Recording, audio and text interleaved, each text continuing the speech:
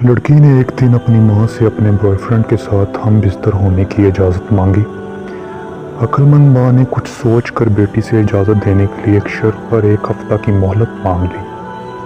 शर्त ये कि बादशाह के महल के सामने रुके और जब बादशाह अपने काफिला समेत महल से निकले तो एक बेहोश इंसान की तरह खुद को उसके सामने गिरा दे और जो गुजरे वो माँ को सुनाए। लड़की ने ऐसा ही किया तो बादशाह खुद घोड़े से उतरा और खुद ही उसकी हालत दुरुस्त की और फिर उसे अच्छी हालत में घर पहुंचाने का हुक्म दिया।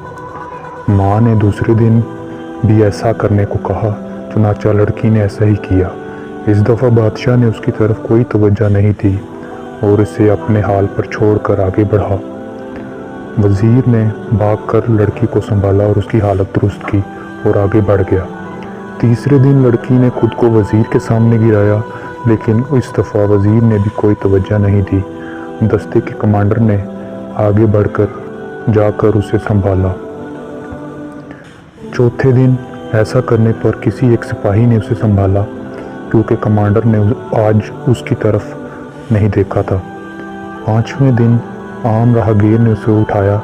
छठे दिन लोगों ने पाँव मारकर उसे रास्ते से हटाया।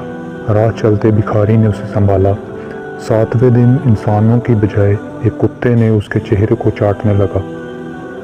माँ ने बेटी को समझाते हुए कहा कि बिल्कुल इसी तरह माशरे में जब कोई गिरता है तो सबसे पहले कोई अमीर शख्स या कोई बिगड़ा अमीरज़ादा इसकी इज़्ज़त को नोचता है, फिर वो इसको अपने कमज़ोरों के लिए छोड़ देता है और इसी तरह होते होते एक दिन वो गली के कुत्तों के लिए एक सस्ता माल बन जाता है।